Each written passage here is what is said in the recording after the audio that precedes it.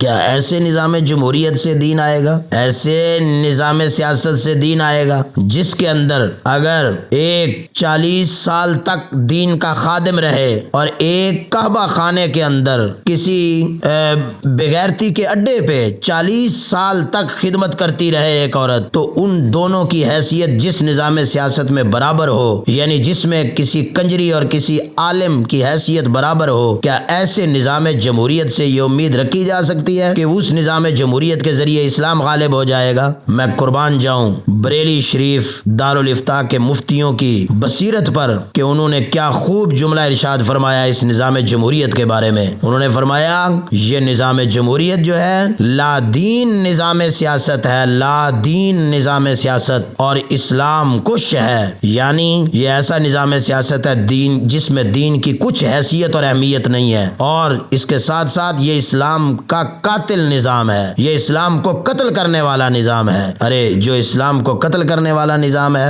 اس نظام کے ساتھ اسلام لانے کی بات کرتے ہیں۔ چوں کفر از کعبہ برخیزد کجا ماند مسلمانی، جب ایسے دین کے خدمت گزار اور دین کے ایسے نام نہاد مولویوں سے ایسی باتیں ہوں گی تو عوام سے کیا کس چیز کی امید رکھی جا سکتی ہے؟ اللہ تبارک و تعالی ہمیں کاملین اولیاء کے زیر سایہ رہ کر دین کی خدمت کا جذبہ عطا فرمائے اور دین کی خدمت کا کام ہم سے لے لے۔ یہ کوئی انقلاب نہیں ہے بلکہ یہ دین سے استہزاء ہے، اور یہ ایسے الفاظ بولنے والوں پر توبہ لازم ہے، اور اس سے لزوم کفر آتا ہے کہ جو شخص یہ کہے کہ موجودہ نظام تعلیم میں بچہ اگر جا رہا ہے تو وہ لبیک یا رسول اللہ کہہ کر جائے۔ یہ اسی کی طرح ہے جیسے کوئی شخص حرام کھانے لگا ہے تو اس پر بسم اللہ پڑھنا جو ہے وہ کفر ہے، فقہاء کرام نے فرمایا ہے۔ اسی طرح موجودہ لادین نظام تعلیم حاصل کرنے کے لیے جانے والا لبیک یا رسول اللہ کہے تو اس سے لزوم کفر لازم آتا ہے۔ اللہ تبارک و تعالی ہمیں سمجھ اور ہدایت عطا فرمائے۔ حال ساڈے ملا پیراں نال انگریز یہودی نے کیتا ہے۔ انہیں کیا ہے بھئی اسلام لے آمنا ہے، طریقہ کی ہے جی؟ آؤ جی اسمبلی دے ذریعے آؤ، آؤ کوشش کرو اسمبلی دے ذریعے۔ ہن ملا نے بندی کسا دیتے کی ہے جی میں اسلام لے آمنا ہے، گل کی ہے میں اسلام لے آمنا ہے، میں ختم نبوت عقیدہ ختم نبوت دا تحفظ کرنا ہے، میں لبیک یا رسول اللہ دا تحفظ کرنا ہے۔ ہن کہہ کی رہے ہیں جا کیڑے پاسے رہے، تو آنو پتہ لگ گیا ہے کہ کیڑے پاسے جا رہے ہیں، تسی او چند او دے نال ڈھیر بلا نے۔ ہن تسی جدو 10 رل کے او ہزارانو کہندے ہو نا کہ نہیں ہو بھائی او غلط جا رہے ہو تسی، وہ آندھنے لے تسی کہندے ہو نہ چمیا جے نہ چمیا جے، وہ آندھنے جاؤ پرے گستاخو یزیدیو، تو انو کوئی شاید جرا نا کوئی حق دے نہیں نظر آؤندا، حق یہ وے ایدے وچ کیڑی کبات والی گل ہے، ایدے وچ کیڑی خرابی والی گل ہے؟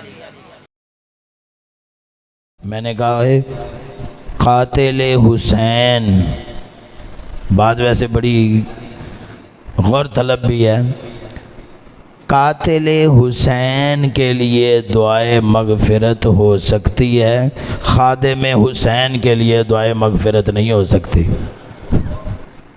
علامہ خادم حسین رضوی صاحب اللہ تعالیٰ ان کو بخش کرے، تو ان کا جب وصال ہوا تو حضرت نے اعلان کیا جو جنازے میں گیا وہ بھی اس کا دین کے ساتھ کوئی تعلق نہیں ہے، ہمارے ساتھ کوئی تعلق نہیں ہے، کیوں کہ ہم مذاکرات کریں گے انشاءاللہ تعالیٰ۔ علامہ سعد حسین رضوی صاحب کے جو مجلس شورا کے اراکین ہیں ان کے ساتھ بھی مذاکرات ہوں گے، ہمارے معاہدے ہوں گے اس بات پر کہ بھئی جو باطل نظام ہے ان کو ہم باطل کہیں گے، ہاں آپ کی جو شخصیات معظمہ ہیں ان کو گالیاں نہیں نکالیں گے۔ یہ جو ہر وقت ہم نے ایک ہبڑاس نکالنے کا ایک بنا رکھا تھا طریقہ، یہ اب نہیں چلے گا۔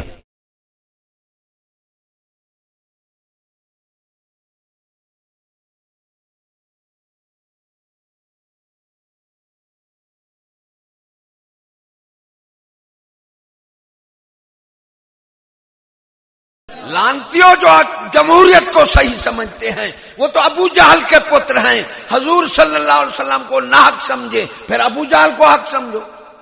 اور حضرت آدم سے لے کر پڑھو جو باطل ہے وہ اکثریت میں آیا ہے. اکثریت اور رواج سے ہمارا دین بالا تر ہے. آج اکثریت اور رواج کو دین سمجھتے ہیں بے ایمان.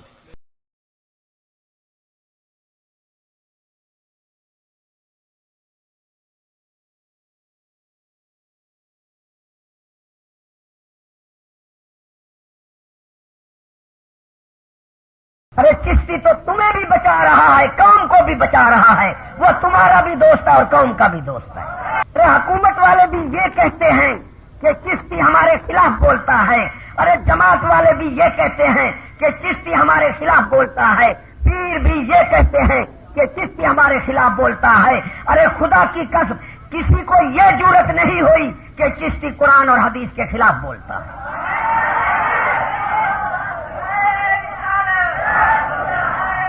چشتی صاحب کی تقریر کو 15 سال ہو گئے.